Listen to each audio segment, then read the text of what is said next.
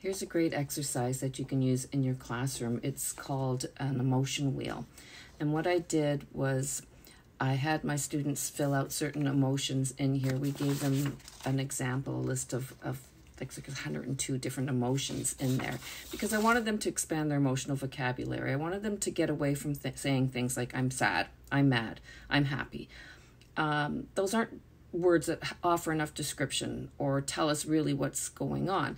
So for example, I'm sad because I dropped my ice cream on the floor, or I'm sad because my best friend is lost. There's very different extremes of what sad can mean.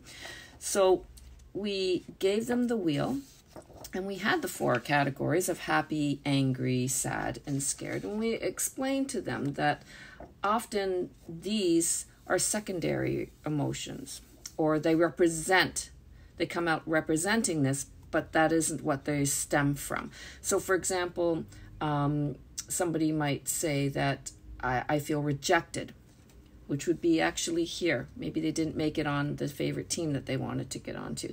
So they rejected, and the rejection made them feel hurt. And then being hurt is represented by looking sad. So if a person's walking around feeling sad, we don't realize that it's actually their feelings were hurt, and the reason that their feelings were hurt was because it came from a rejection.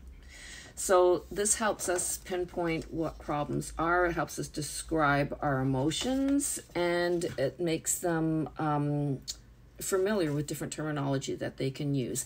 So once they filled out their emotions, I also had them put colors in them, and I had them put whatever colors they wanted to put in them.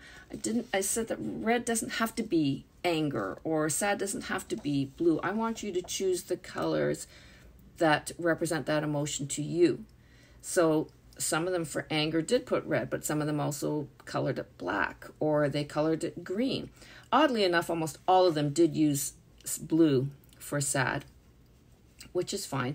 But I think that we instill a lot of these colors into them already, preconceived ideas of what these emotions, what colors these emotions have. And I want them to fill that out with what speaks to them, what colors are represented by them.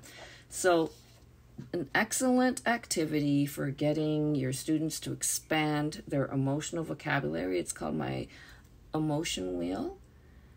And I used it for grade 4-5 students, but this can be used for grade 1 students too, or kindergarten. We all know how to express some of our emotions.